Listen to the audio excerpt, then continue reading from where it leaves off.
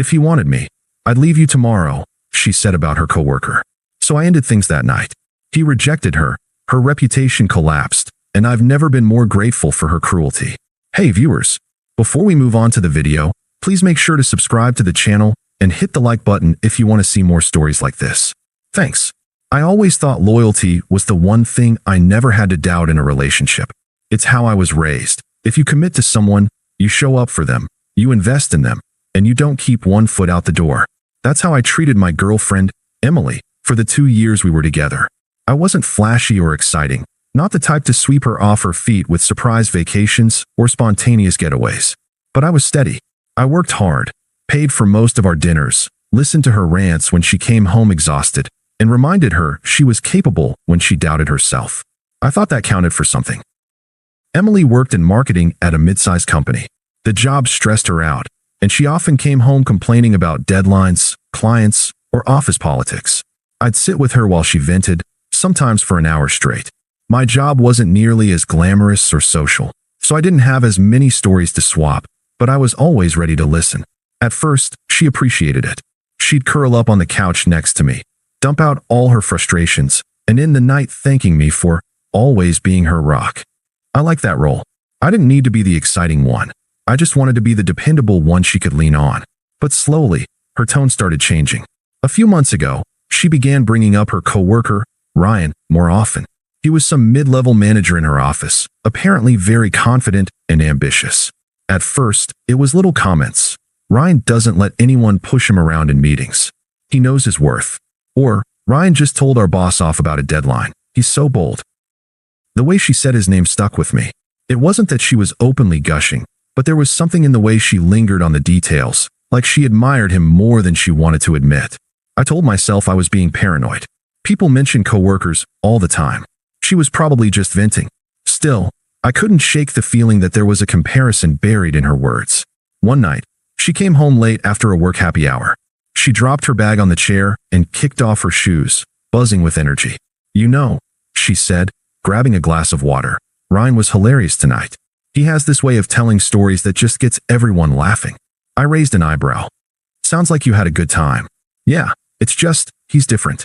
So confident, so charismatic. People just pay attention to him. She looked at me, almost like she wanted me to react. I kept my voice steady. And you don't think people pay attention to you? She rolled her eyes. You know what I mean. You're safe. Predictable. That's not bad. It's just different.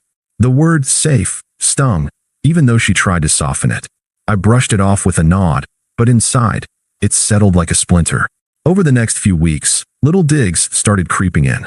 When I hesitated about making a big purchase, she muttered, Ryan wouldn't overthink it. He just does things. When I declined a last-minute weekend trip because of work, she sighed, You're too careful.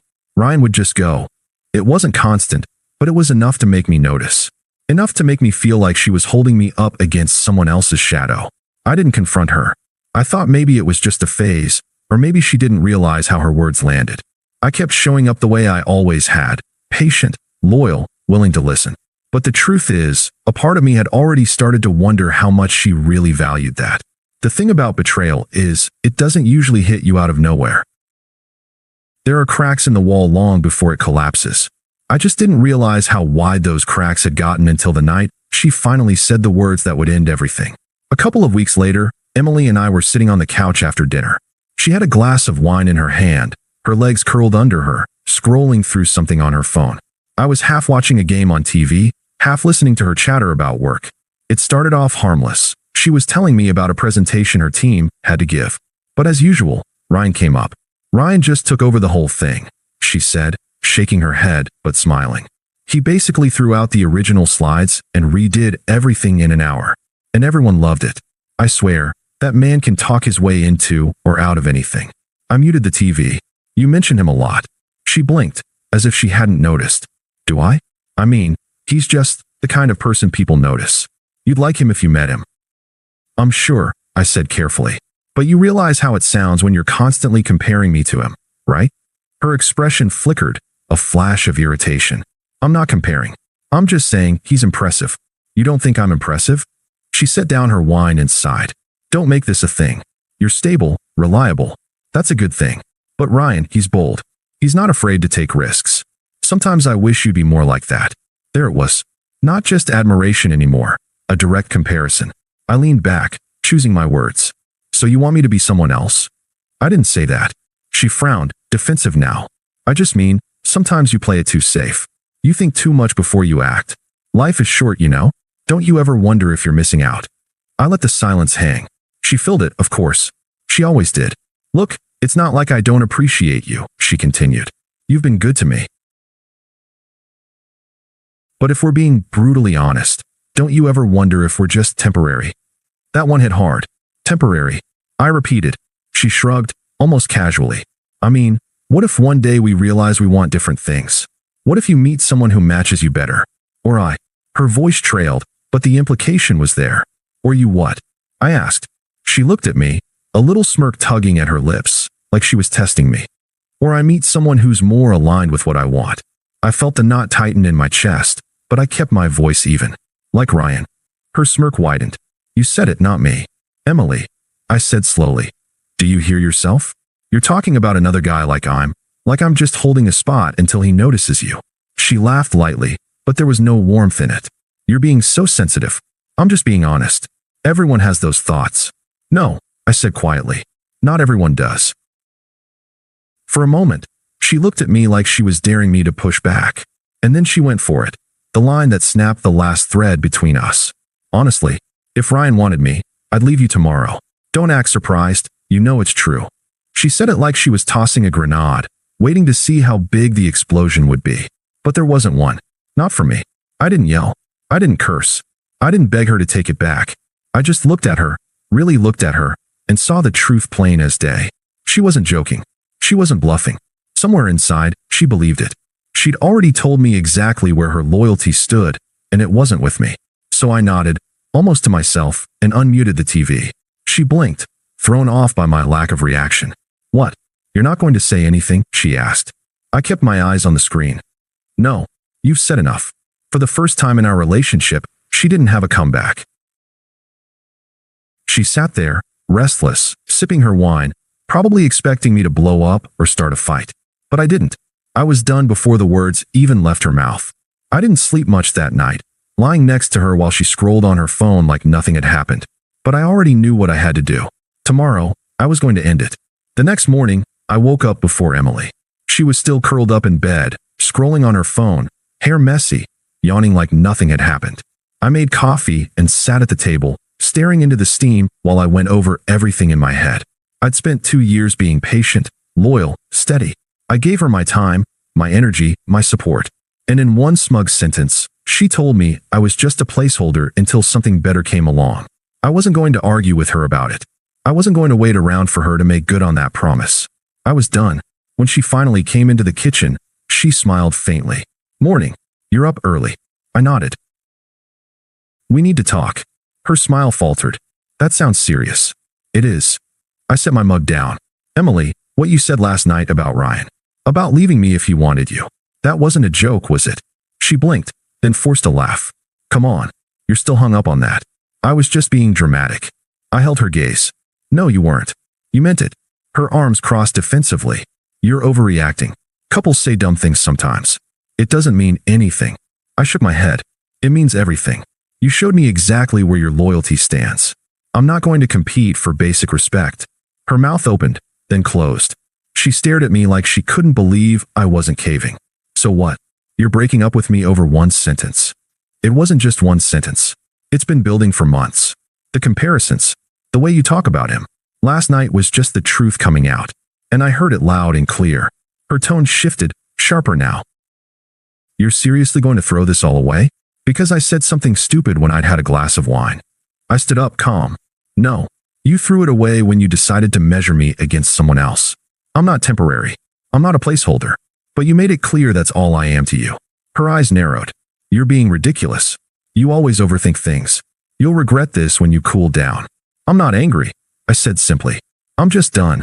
The look on her face was almost comical, like she couldn't wrap her head around me not fighting for her. She was used to having the upper hand, used to me smoothing things over. This time, I wasn't doing it. Fine, she snapped. If that's how you feel, then go. So I did. I packed a bag that afternoon and stayed at a friend's place for a while. Emily texted a few times, short messages like, "We need to talk," and "Are you serious right now?" I didn't reply. By the third day, she stopped.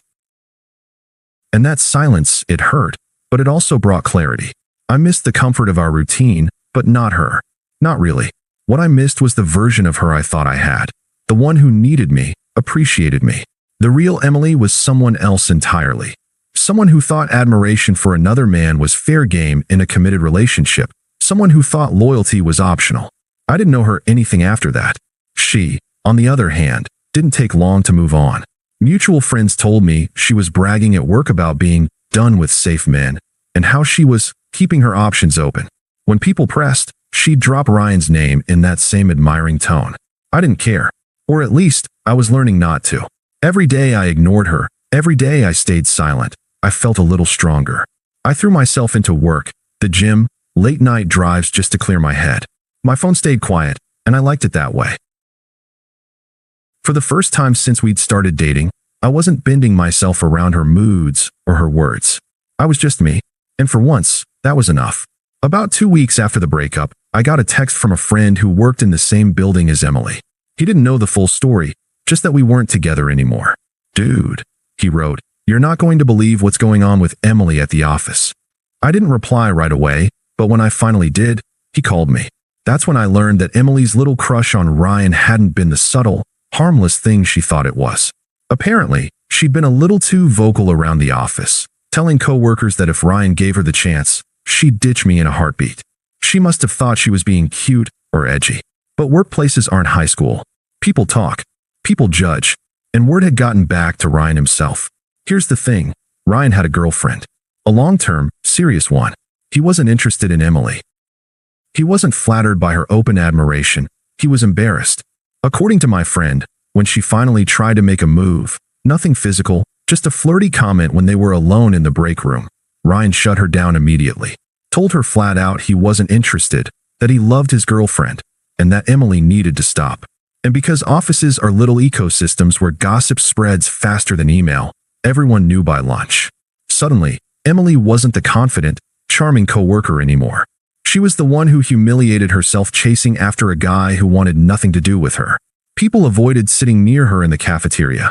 The women in the office gave her that mix of pity and judgment. Even the men who used to joke with her started keeping their distance. My friend described it as watching a social stock market crash in real time. I wish I could say I felt bad for her, but I didn't. I remembered her words. "If he wanted me, I'd leave you tomorrow," and all I felt was a cold sort of justice. She had gambled her dignity on Ryan noticing her, and she lost. Publicly. A week later, she texted me again. "Can we talk? Please." I didn't answer. The next day, "I miss you." I was stupid. I didn't mean what I said. Still, I stayed silent. Then came the longer ones. Walls of text about how she was in a bad headspace, how she was scared of commitment, and testing me when she said those things. That one made me laugh out loud. Testing me. Like I was supposed to prove my worth by sticking around while she fantasized about another guy. By then, I knew the truth. She didn't miss me. She missed the stability I gave her. She missed having someone at home who treated her with respect, who absorbed her moods without complaint. She missed the safety net. And now that Ryan had rejected her and her coworkers were whispering behind her back, she wanted that safety net again. But I wasn't going to be it. One night, maybe 3 weeks after the breakup, I ran into Emily by accident. I was at the grocery store, picking up a few things after work, when I saw her down the aisle, holding a basket.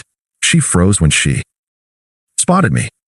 For a second, she looked like she might turn around and leave, but then she walked over, forcing a smile. "Hey," she said, voice soft.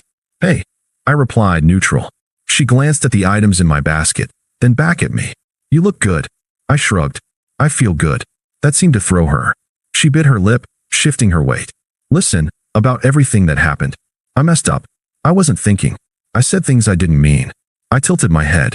"You seemed pretty clear at the time." Her face flushed. "I was trying to be funny. To get a reaction. I thought maybe if I made you jealous, you'd."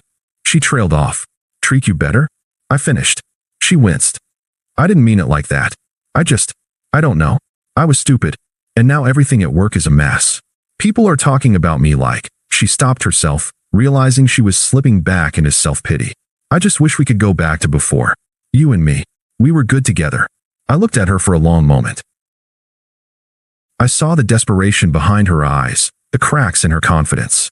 She wasn't the woman who smugly said she'd leave me for Ryan anymore. She was someone who'd burned her bridge and wanted to cross it again. But I didn't feel anger anymore. Just distance. We were good, I said finally. Until you showed me how little I meant to you. And once I saw that, I couldn't unsee it. Her eyes glistened. So that's it. That's it. I adjusted my basket and gave her a polite nod. Take care of yourself, Emily. Then I walked away, leaving her standing in the aisle, clutching her basket like it was the only thing holding her up. Driving home that night, I felt lighter than I had in months. Not because I told her off, not because she was humiliated at work, but because I realized I was truly free. Free from her comparisons, her manipulations, her half-hearted affection. She was living in the wreckage of her own choices, and I didn't have to be part of it. For the first time in a long time, I was thankful. Thankful she showed me who she really was. Thankful I walked away. Thankful she was gone. And that's the thing about people who treat you like an option. Once you realize your own worth, you never want to go back to being their backup plan again. Thanks for watching. Make sure to subscribe to the channel and hit the like button. What do you think about this story? Share it in the comments.